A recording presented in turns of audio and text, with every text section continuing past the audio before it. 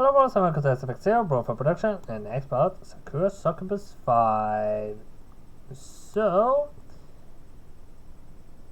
we are greeted at the airport by the princess and apparently her maid. Wonder if the maid will be in a lot, considering she actually seems to be depicted in the picture also. Greetings everybody, it is most wonderful to see you once more. I'm most gratified to see you again, mistress. Thank you very much for accepting my invitation. It truly is a happy day. I'm so blessed I could bow before you in thanks. But fate, it wouldn't seem, has other ideas. No sooner I was stumbled out of the airport entrance, my succubus retired in tow, than I found myself set upon the cheerful blonde girl attired in a luxurious blue dress. I recognize this blonde girl, though I've never met her before. She is none other than the Princess of Astoria herself, Stephanie. Sophia Maria Isabella of Astoria. Geez, try saying that 5 times in a row. I didn't think as I hauled my sore carcass through the airport that I'd be greeted by this contrary princess, of all people. This really is the royal reception. Stephanie isn't alone either. She has flanked by several men in dark suits and sunglasses. Bodyguards, I guess, and behind her, to her left, is a young woman clad in black and white frilly attire. Could she be a maid? I met the mysterious woman's eyes, and she courteously neatly before me. Greetings, my name is Elizabeth, and I'm Princess Stephanie's top maid. Wherever she goes, I follow. She was determined to welcome you party to Astoria in person, for it was at her request that you found yourself hence. I look forward to serving you, Miss Yamamoto. Elizabeth's eyes meet Ifumi's. And you too, Miss Wakatsuki. Charmed. And you, Miss Williams? Being called Miss is kind of funny. I don't know if it really suits me. And you, Mr. Ugisawara.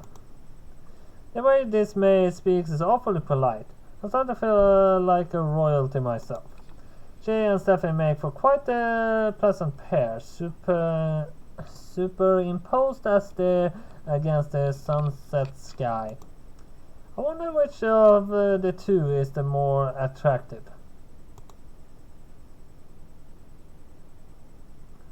Well, the white hair is quite good, I suppose. I mean, I've seen more of Stephanie, and well, new, but who is the most beautiful? It's a very good question, actually. I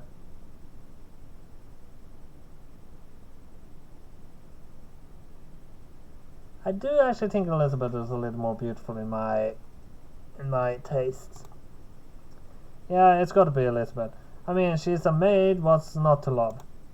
Something about that black and white dress of hers really gets me going. Maids are truth, justice, and love. I'm sorry, Stephanie, but princess though you might be, you can never hope to compare to a genuine maid. May I help you with your cases? What? Oh no. I shake my head somewhat abashed. Then don't put yourself out for me. You can help Ifumi and the others if you want, but I'm a guy, so I should really take care of my own luggage. Oh, do not worry about that. You are guest, like Lizzie said. Your comfort is in paramount importance. As a maid, it's my duty to help you with your belongings. Nothing gives me greater pleasure than working for the sake of others. Please allow me. Elizabeth reaches forth to take my suitcase before I can protest. My case isn't particularly heavy. I didn't pack all that much, and she has no issue with it, despite being gentlemanly and grandstanding. I guess I needn't have fussed. Elizabeth takes Ifumi's suitcase next, and Hazel's then Marina in particular has bought quite a lot with her, yet Elizabeth's grip upon the handles of these myriad cases doesn't falter. She doesn't look at all perturbed either by the burden she's now carrying. Is she some sort of super maid? Maybe she hits the gym every night after completing her household duties. I have to wonder whether she is secretly wrapped beneath the puffy sleeves of her outfit. Now once more. Still smiling, Stephanie extends her arm towards us. Welcome to Astoria. I hope your stay is a pleasant one. Naturally, you shall all be residing in Astoria's palace during your stay on the outskirts of Rosenberg. You deserve nothing less than the best. Palace. I go up at the prince of my house agog, but that's much too fancy for the likes of me. I'm just a peon. I already had a room in the hotel booked. Oh, pish posh. How could I let you stay in a hotel when the palace has dozens upon dozens of rooms which are left unused? There's more than enough space for you. Please do not be shy. If you are indeed my mistress' partner, then you must be a special sort of man indeed. Nobody could be more worthy of my hospitality. I have already thought things through with my mother and father, and they not posed any objection. They seemed happy, in fact, that the many empty wings of the palace could finally be put to good use. Now let us depart. You must be exhausted. Before that, however, her green eyes twinkle. Stephanie darts forwards and, like a little rabbit, presses her lips first to Ifumi's cheek, then to Marina's and Hazel, and finally. This is a classic Astorian greeting. Stephanie says, but why way of explanation after draining her lips away from me? It's a basic gesture of courtesy, and as a princess, it would be remiss if me not to offer it unto you. I would hate to be rude, particularly during our first meeting. I hope you will find me agreeable hostess, and do remember, Stephanie beams, any friend or mistress is a friend of my own. I am very much looking forward to spending time with you all.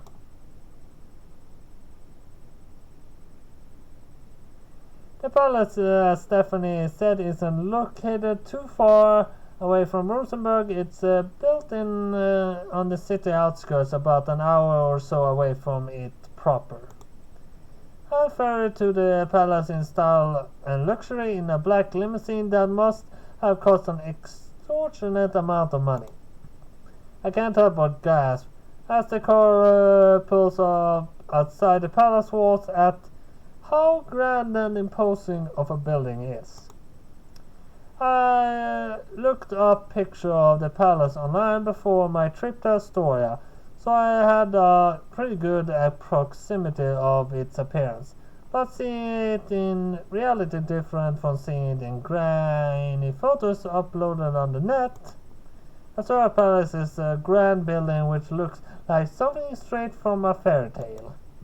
Well, I think Astoria isn't real and is probably from a fairy tale.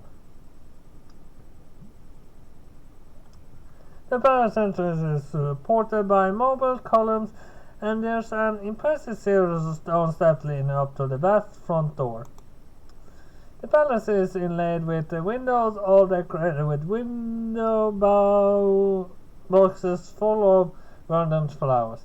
And a quick glance shows that the building, all told, has 4 impressively stacked floors. As such a large structure, I have to tip my head back to take it all in. I scarcely believe I'd be studying here, or of all places. I was all prepared to keep in a hotel during the 2 weeks of my holiday, but Princess definitely evidently had other ideas. Stephanie said her parents approved all this, but I had to wonder how she was able to talk them around. Do they often let members of the rabble stay in their expensive home? I feel distinctly unworthy, but I'm not stupid enough to ungrateful enough to look this particular gift's horse in the mouth. If Stephanie wants me to stay here, then I have no choice but to indulge her in the hospitality. She is a princess, after all. I helped out of the limo upon arriving at the palace by Elizabeth, who similarly handles my luggage. Feeling a bit like a celebrity, I bowed throughout the palace's expensive gardens and up the stone steps to its entrance. Once arriving indoors, Elizabeth then guides me through the palace. She leads me through the veritable rabbit warren of twisting, turning corridors until we eventually arrive at the chamber in which I am to spend the night. By the time we reach my new lodgings, it's already dark outside. The sun sank beneath the horizon during my journey through Astoria, and now the velvet sky is sprinkled with stars. I can see the stars winking beyond the panes of glass, but only for a few moments. Elizabeth, in the brisk, no-consent manner of any skilled maid, crosses the room and draws the curtain closed. I hope this room is to your liking. Yeah, she got a sprite too, so she will be around a bit. You shall be residing here throughout the duration of your stay in Astoria. This room has its own bathroom, which ought to possess all the amenities you should wish for. Should you find this room lacking in any regard, however, do not hesitate to summon a servant to tell me them. There is a bell you may ring by your bedside, which is connected to the servants' quarters, which should summon one of us to your side immediately, if aught is amiss. Please do not hesitate to ask us for help, no issue too small, be it a desire for another pillow or a midnight snack. As a guest, your comfort is of our highest priority, and shall do all I can to make you feel at home. Elizabeth accompanies these words with a polite courtesy before resuming speech. She informs me of when the mealtimes will be, though she appends you needn't eat with us if you are feeling unwell or are too tired. You may ring the servant quarters and ask your food be delivered to your bedroom instead, and give me a brief rundown of common Astoria etiquette. With this information thus dispensed, she looks at me demurely, her hands folded at her front. I believe that is all the information I have to impart upon you. Do you have any further questions, Mrs. O'Sara, regarding your stay? No, I think that ought to be good. I paused, my words punctuated with a yawn, as I pressed my palm to my mouth. For now. I finished, my eyes beating with weary tears. Thank you for showing me to my room, Elizabeth? Yes, that's right. Elizabeth, sorry. I find it hard to remember Western names at the best of times, and now is most definitely not that. I feel exhausted after the flight, and given the lateness of the hour, I want nothing more to do than to curl up in bed. Thank you for showing me around and for being so hospitable. It's appreciated, really. Do not mention it. As a maid, it's my duty to ensure that all who resides within this palace walls are quite comfortable. I'm sure that is what the Princess Stephanie would want. You are one of her esteemed guests, after all. I only hope the princess' effusive greeting at the airport did not perturb you. I know she can be boisterous in her affection, but she is still a rather young, sheltered too. You do not think any less of her, do you? Oh no, it's fine. Oh no, it's fine. Are you quite certain? Sure, don't worry about me. Elizabeth. I offer Elizabeth a smile. I got to admit, the kiss on the cheek over the airport did surprise me, but I didn't dislike it. I've heard such displays of skinship are fairly common in European countries. As such, I didn't presume not for a second that Stephanie meant anything shady by it. I think she was just being friendly. I know the princess for all that long, but I think she seems a nice person. I'm sure I can get along with her.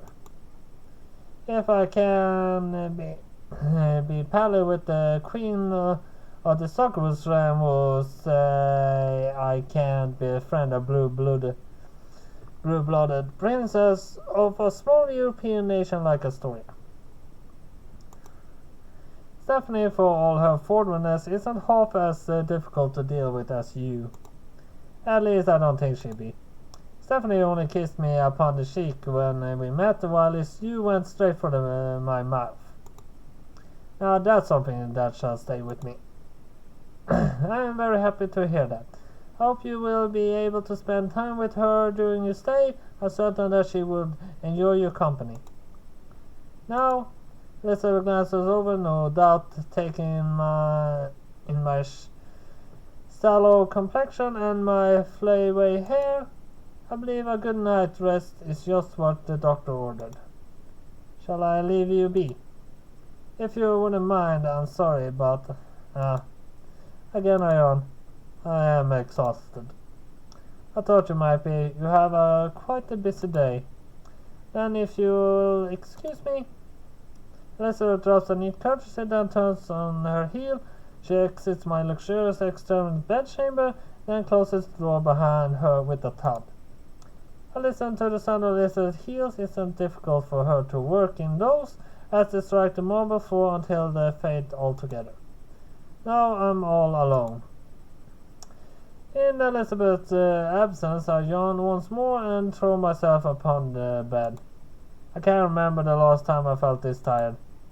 I don't particularly like flying, does anybody, and I never endured so many hours on a plane before. It's a bit of a headache, and there's an unpleasant taste in my mouth. I want nothing more than to go to sleep, but I'm so weary I can't even summon the energy to take off my clothes. I scan my bedchamber, not for the first time. I'm struck by how huge it is, and how elaborate. The wardrobe across the room, or would a member of the nobility call it an armor, it's like an object of fine art expertly carved with golden handles. The chandelier which hangs above the ceiling is gold too, as the bedposts on my 4 posters. This room is mostly comprised of whites and creams, with some of the pale blue and gold edges. It's an understated kind of color scheme which lends to the reality of it all. For now, expensive all the individual items of furniture which adorn this room must be, not to mention the rugs, the paintings on the walls, and the fine sheets upon the bed. Doesn't look gaudy at all. Whoever's in charge of the interior decor around here sure knows their stuff. But that, I suppose, is to be expected. I'm staying in a palace. This isn't the first time I stayed in a palace. Still, I remember the stints I had in the Succubus realm and trapped in the Yellow's use behest. The rooms there were large too and just as splendid as those in Stephanie's palace, but while Yu's domain was dark and imposing, Stephanie's sweet and light. It almost feels like I stepped into a small slice of heaven. Now I feel like I can finally relax. I lie back in bed and eyelids fluttering shut when...